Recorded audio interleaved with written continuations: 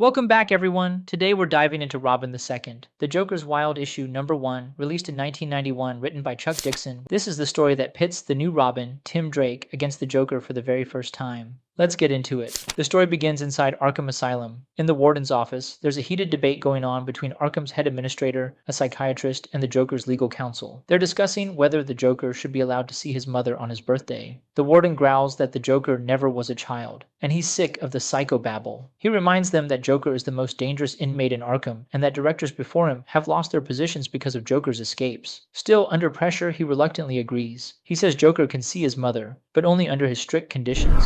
On the day of the visit, Joker sits in a straitjacket under heavy guard. His mother is let in, carrying a small package. She tells him, "Son, I have wanted to bring you something to comfort you in these troubling times." Joker tilts his head and asks, "What is it, mother?" She answers with a smile, "The good book, son. The Bible." But the moment he opens it, green gas hisses out. Joker slips a hidden mask over his face while the guards collapse around him. Laughing, he picks the lock on his straitjacket and stands free. The mother runs forward, and the director realizes in horror that it was never a woman at all, but a man in disguise. By the time Arkham can react, the Joker is gone. Before we continue, let me know in the comments if it was the right decision to let Joker's mother visit him. And also, a big thanks to Justin Terry for recommending this awesome comic. Later that night, Joker rides off in a stolen taxi, heading for his old gang. But when he arrives, he finds Mr. Freeze has taken over in his absence. Freeze declares, "The gang is mine now." Joker mocks him, sneering, "What did you get with this loser? A free ice maker?" Then with false cheer, he says, "I'm back, and I'm here to announce the end of the Ice Age, Freeze." "Put her there, pal. No hard feelings." Freeze hesitates but extends his hand. Joker's joy buzzer erupts, frying him with electricity. Joker laughs and says, "If I've told you once, I've told you a million times. I make the jokes around here." This is Joker reclaiming his throne. He doesn't just want control. He wants to remind everyone Gotham belongs to him. Meanwhile, Tim Drake swings across Gotham rooftops on his very first solo patrol as Robin. In his thoughts, he admits, "It's strange to be on patrol without Batman here with me. Strange, and a little scary." Batman is away in Rio, leaving Tim alone to guard Gotham. When the bat signal shines in the night sky, Tim answers the call. On the rooftop, Commissioner Gordon fills him in. The Joker has escaped. Gordon looks at Tim and says, "It's all yours, son."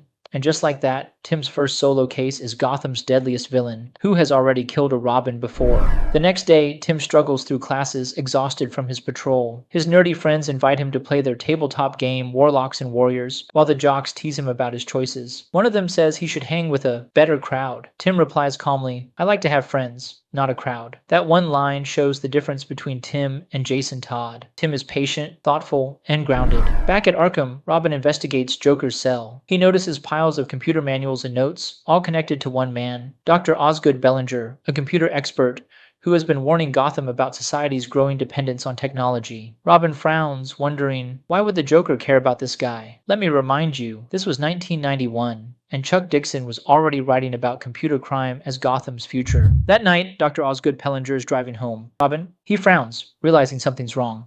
The streets have already been cleared. The snowplow suddenly roars to life, smashing straight into Bellinger's car. In one brutal motion, it shoves the entire vehicle up into the plow's back bed. Joker laughs behind the wheel as the terrified doctor is carried away inside his own car. Robin swings down, landing on the plow. He smashes through the window, trying to pull Bellinger out. The two exchange blows in the cramped cab. Joker takes a long look at Tim and freezes. "You? I killed you! I killed you!" Tim tries to fight back, but Joker is too unpredictable. He jerks the plow, sending Robin flying out the side and into a pile of snow. Robin sits up. He's crazy as the sound of the snowplow fades into the night. Joker escapes with Bellinger still trapped inside. Alfred arrives in the car and helps Tim inside. Tim lowers his head, guilt washing over him. He tells Alfred that he did all the detective work, followed all the clues, and still the Joker slipped away. He fears Batman might see this as failure and decides someone else should wear the costume of Robin. Alfred looks at him gently, like a grandfather reassuring a frightened child. He reminds Tim that even Batman has suffered defeat at the Joker's hands. The Clown Prince of Crime is the most terrifying, most dangerous villain Batman has ever faced, and no one, not even the Dark Knight, has always come out on top. Tim nods, but then asks the question that's been burning in his mind. What if this psycho figures out that Batman isn't in Gotham? Alfred pauses. Finally, he replies softly, "Dear boy, that thought hadn't even occurred to me." The issue closes with Robin and Alfred realizing their greatest challenge isn't just stopping Joker. And right here's the big moment. Even after being defeated and losing Pellinger, Tim doesn't spiral. Instead, he clears his head instantly and begins thinking of a plan to keep Joker convinced that Batman is still around. That shows us that this Robin, Tim Drake, is sharper and tougher than people give him credit for, and it sets the stage for a serious fight in the next issue. So make sure you subscribe because you don't want to miss what happens next.